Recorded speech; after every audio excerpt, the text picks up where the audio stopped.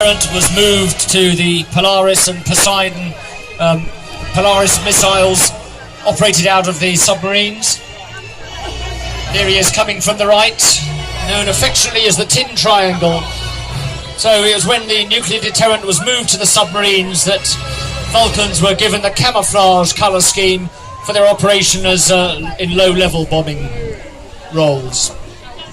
So let's listen out for the roar of those and the howl of those 4 Rolls-Royce Olympus engines.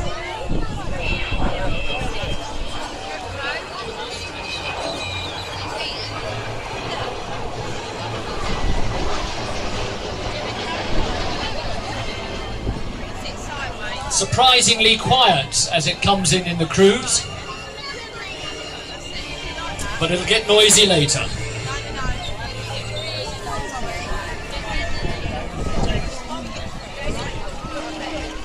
This aircraft is the Vulcan B2. It's actually larger than an Airbus A318. Its maximum all-up weight, which means its heaviness 1.5 times as heavy as an Airbus 318. 100 miles an hour faster. It's got about 3 times the range, but like an Airbus 318, it has 2 pilots. Smoking heavily, flying straight in towards us now, as if you missed it.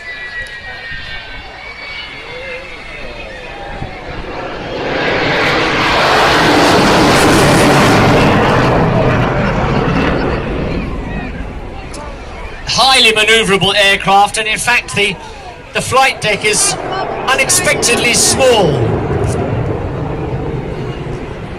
The 2 pilots climb up a ladder, and then it is just a big enough cockpit just for the 2 pilot seats. The rest of the crew are positioned down inside the fuselage.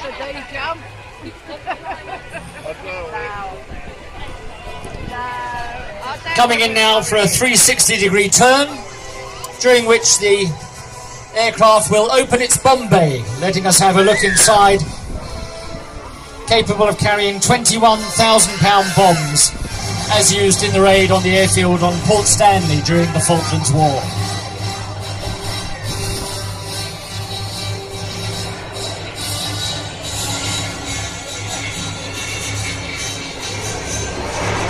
There's the bomb bay opening up now.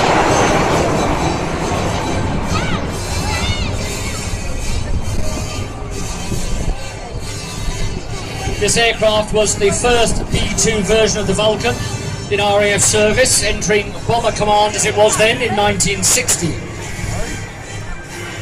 So she's 53 years old this year.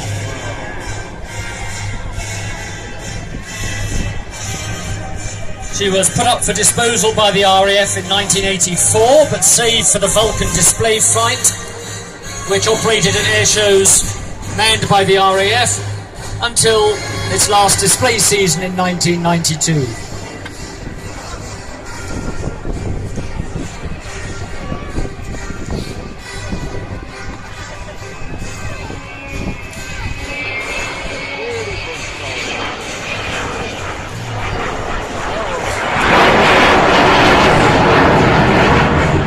Hard to believe something that large could fly around there so slowly.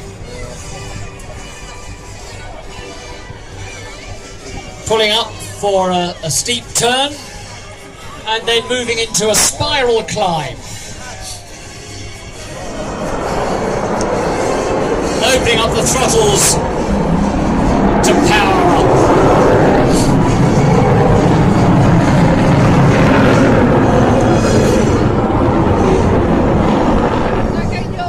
This aircraft is named the Spirit of Great Britain and is held in trust for the nation by the Vulcan to the Sky group.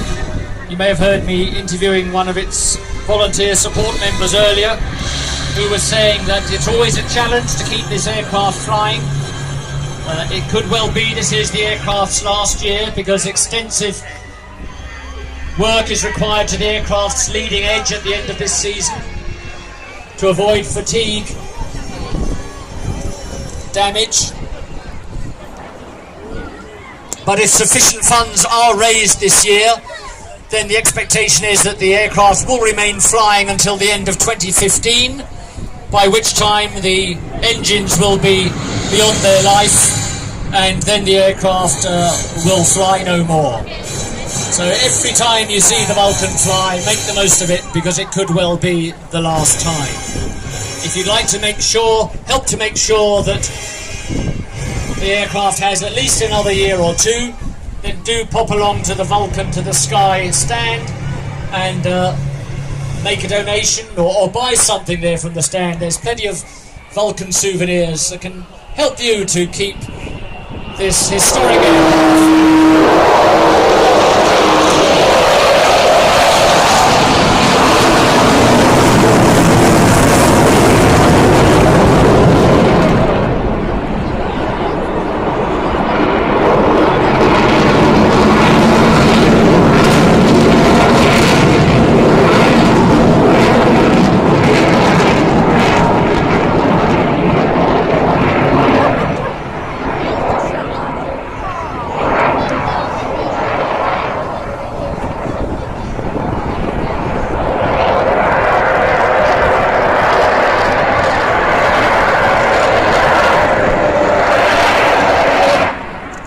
That is hugely impressive to see such a large aircraft corkscrewing to height in such a small space, and what goes up must come down. And as the aircraft comes down, so does the undercarriage, as the aircraft is set up for the landing configuration for the final fly pass. So do make the most of this iconic aircraft. And the answer, of course, to that James Bond question, it was the first Thunderball movie, which featured a Vulcan being crash-landed into the sea off the Bahamas, I think it was. What a waste! The brainchild of Dr. Robert Fleming, behind the Vulcan to the Sky Trust. Anyone who plays the lottery will have helped fund this aircraft, getting it airworthy initially. We hope that you'll continue to support her.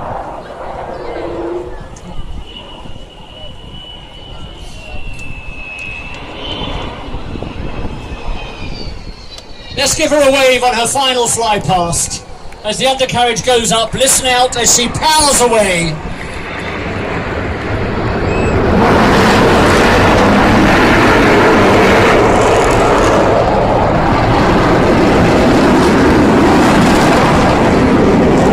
Look at that, almost over on her back.